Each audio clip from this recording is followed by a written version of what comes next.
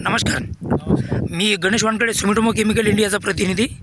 गाव चिंचाळा, तालुका मंगरुळपीर, जिल्हा वाशिम येथे आलेला आहे. तर यांनी 15 ते 20 दिवसाआधी या हरभऱ्यावरती विद्युत नावाचं जे औषध आहे आपलं सुमिटोमो कंपनीचं विद्युत, ते यांनी 15 ते 20 दिवसाआधी याच्यावर मारलेलं आहे या हरभऱ्यावरती. तर त्याचे रिझल्ट वगैरे कसे काय आले ते आपण इथं जाणून घेण्यासाठी आलेलो आहोत. तर भाऊ, तुमचा परिचय सांगा, तुमचं नाव सांगा. नमस्कार, माझं नाव वैभव अशोक अंबोरे. मोबाईल नंबर माझा 95 27 95 16 43.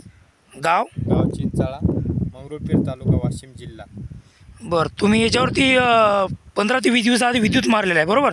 बरोबर. तर विद्युतचे तुम्हाला रिझल्ट वगैरे कसे काय वाटले बरं? अतिशय छान प्रकारे रिझल्ट आहे त्याचे. विद्युत मारल्याच्यानंतर थोडासा 2-4 दिवस असं वाटलं होतं की बाबा विद्युत थांबवले. हां पण असा एक गैरसमज आहे शेतकऱ्यांचा की विद्युत थांबवत वगैरे काय नाही. हां विद्युतचे जर आपण रिझल्ट पाहिले हां तर अशा प्रकारे रिझल्ट आपल्याला दिसून येते. प्रत्यक्षात आपण पाहू शकता की हरभरा असं कुठेच रिकामी जागा राहिलेली नाही.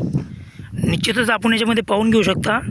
तर यांचं, या दादाचं म्हणणं असं आहे की विद्युत मारल्यामुळं हरभरा वगैरे काही थांबत नाही, हा लोकांचा गैरसमज आहे. तर याचे आपण फुटवे वगैरे मोजून घेऊ शकता, एका हरभऱ्याला किती ब्रँचिंग वगैरे आलेलं आहे. फुटवे आणि फुलधारणा एकदम व्यवस्थित प्रकारे झालेली आहे इथं.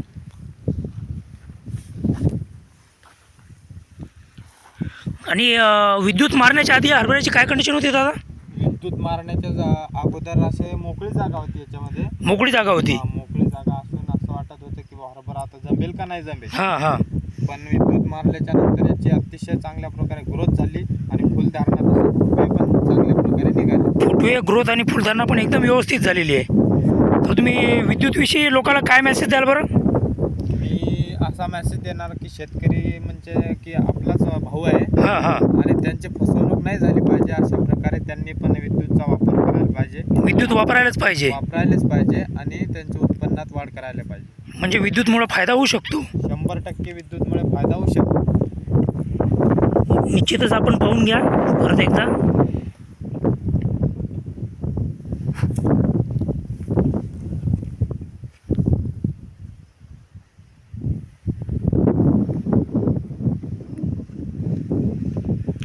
ठीक आहे, धन्यवाद भाऊ.